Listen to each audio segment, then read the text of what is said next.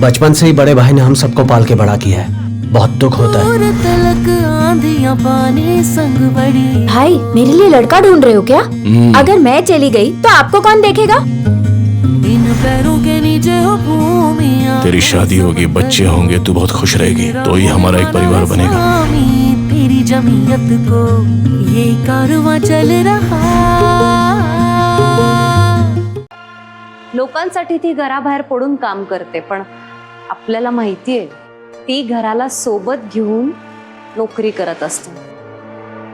घरातल्या विवंचना, घरातल्या हजारो टेन्शन्स, कधी कुणाचा आजारपण तर कधी कुणाचा अजून काही, या सगळ्याला तोंड देता देता होऊ शकते तिच्याकडनं एखादी चूक। पैशांची गरज म्हणून जाणून बुजून का होईना पण होऊ शकतं।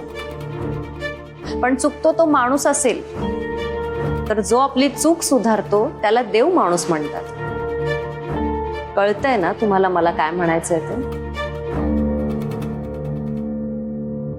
खरं सांगू मॅडम, तुम्ही स्त्री म्हणून कोण आहात हे खूप आधीच कळलं होतं आणि मी कुठे चुकतेय हेही आता कळलं।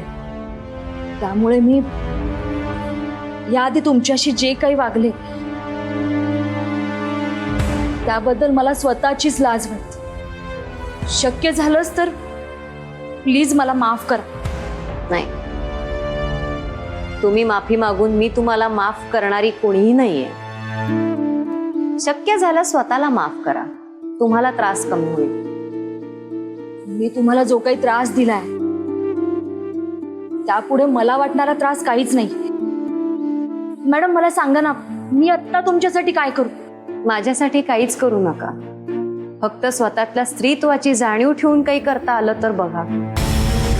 म्हणजे याआधी ज्या ज्या वेळी वाईट शक्तींसमोर देवांनी हात टेकले त्यावेळी वेगवेगळ्या अवतारात देवींनी अवतार घेऊन असुरांचा नाश केला। आता ती वेळ आलेली आहे असुरांच्या विरोधात उभं राहण्याची। असुर कोण तुम्हाला माहितीये आणि तुमच्या हातात कायद्याचा दांडपट्टा आहे। वाट कुणाची पाहताय?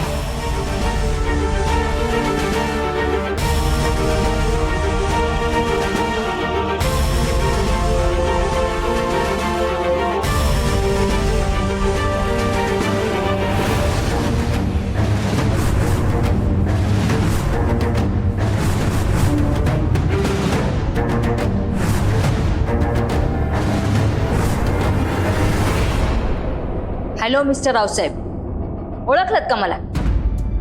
आय होप तुम्ही ओळखलं असेल मला। पण तुम्ही अजून आम्हाला नीट ओळखलेलं दिसत नाही।